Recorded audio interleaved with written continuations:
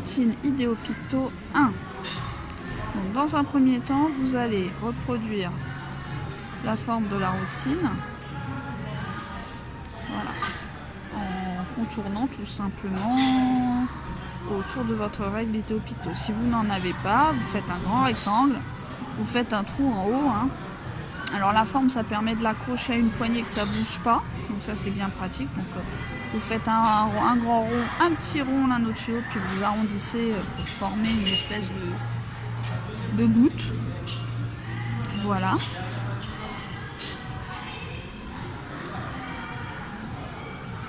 Ensuite, il va falloir dessiner les carrés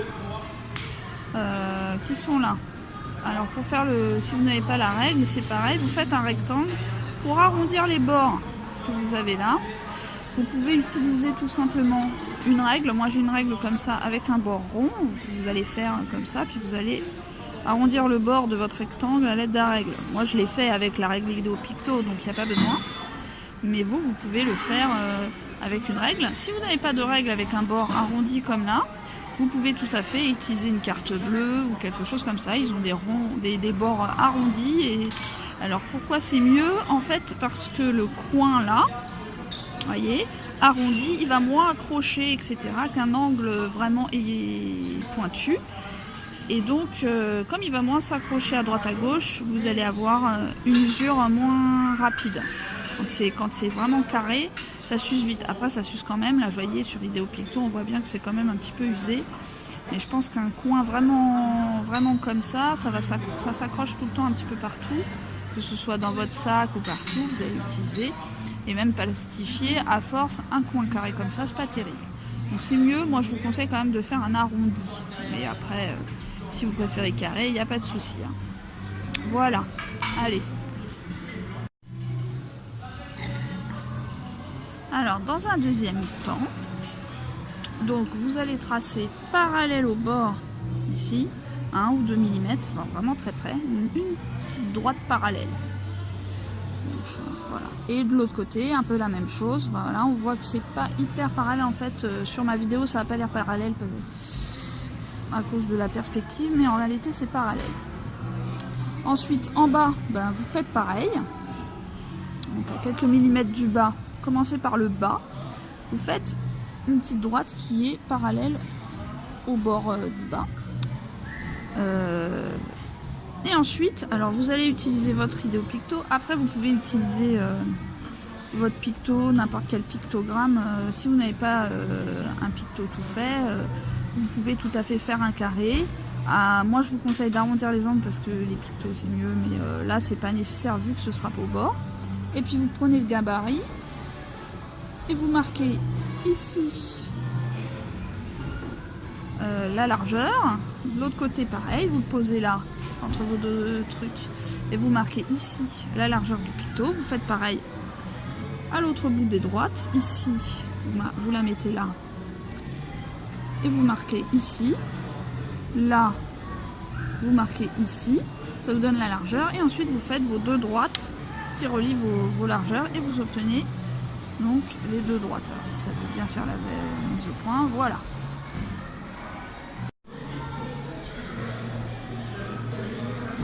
Alors la suite, donc il faut qu'on ait donc moi j'ai choisi 5 pour la routine, mais vous pouvez faire des routines plus longues, plus courtes en fonction de vos enfants et de ce qu'il y a besoin.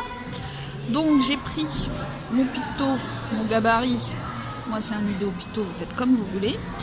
Et donc j'ai marqué au-dessus, ici, tchouk, pareil ici, voilà, tchouk.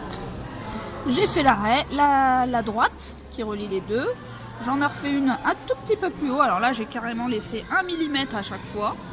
Et puis j'ai recommencé comme ça pour en mettre donc voilà, jusqu'à 5, les uns au-dessus des autres. Donc, au début c'était des rectangles puisque j'ai fait des droites. Et ensuite j'ai arrondi les angles. Alors soit vous le faites avec votre gabarit, soit vous le faites avec une carte bleue. C'est une carte bleue ou une règle. Vous la mettez dans le coin en alignant bien. Voilà. Et hop, Et ensuite, vous vous en servez pour suivre le bord en gabarit, tout simplement. Voilà. Et donc, vous en arrivez ici. Voilà.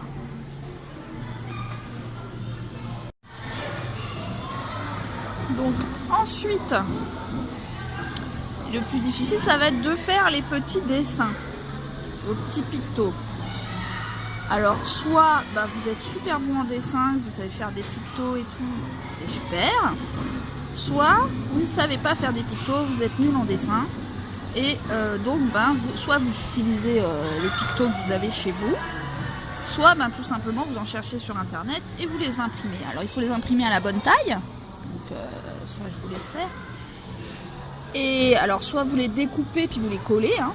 C'est possible aussi. Sinon, le plus simple, moi je vous conseille de faire comme ça, c'est de le mettre derrière et de le décalquer. On voit un petit peu à travers. Alors, on voit pas bien sur la vidéo, mais si vous le faites avec une papier, alors évitez le canson très lourd, mais vous voyez, on voit un peu le petit personnage et on peut décalquer sans problème. Voilà. Donc soit vous décalquez, soit tout simplement vous les collez ici, là, là, là, là, et puis vous avez vos petits pictos. Et puis voilà. On est parti. Donc voilà, là j'ai reproduit les petits dessins de la routine du matin. Donc il doit manger, faire son lit, enlever son pyjama, s'habiller et brosser ses dents. Donc bien entendu, par exemple pour brosser mes dents, j'ai une routine en complémentaire pour aller sur brosser ses dents, qui est collée dans la salle de bain. Etc., etc. Il peut y avoir des sous-routines pour expliquer comment on fait quelque chose. Et par ailleurs, donc voilà, j'ai refait des timers. Par contre, les timers, c'est vrai que je les ai orientés différemment. Moi, je les ai mis dans l'ordre des aiguilles d'une montre. On voit pas bien, c'est flou. Voilà, ça y est, c'est mieux.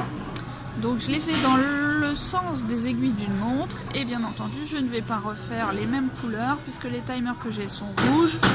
Et moi, j'ai un timer bleu à la maison, donc je les ai orientés comme sur le timer que j'ai à la maison, et je vais les colorier en bleu comme sur le timer que j'ai à la maison.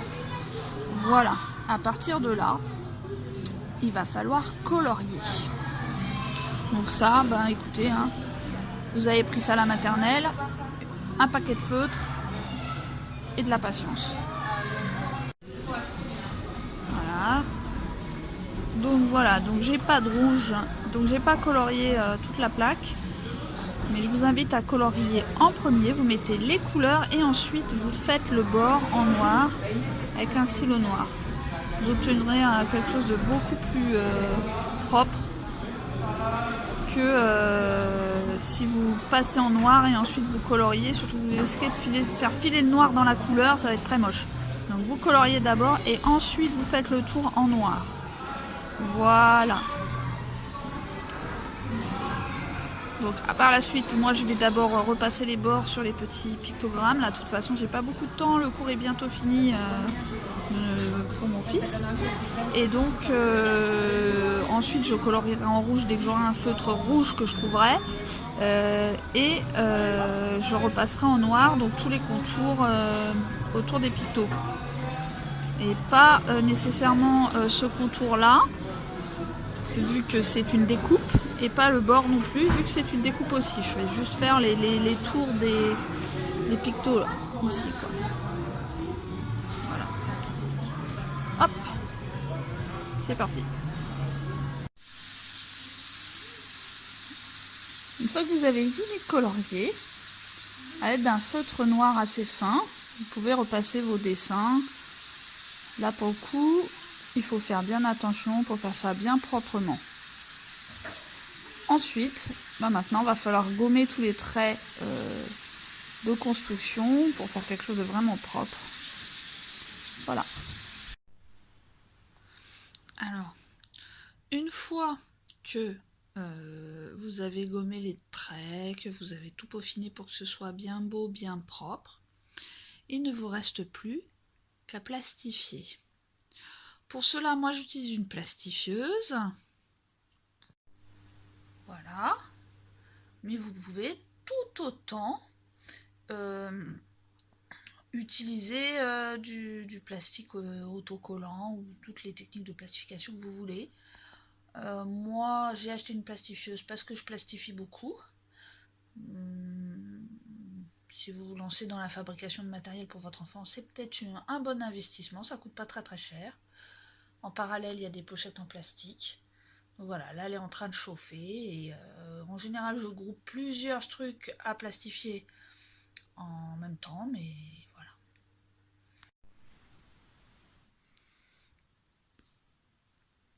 Une fois que la routine est plastifiée, on va devoir découper en suivant le tour tout autour, avec une bonne paire de ciseaux, parce que le plastique c'est un peu difficile à découper.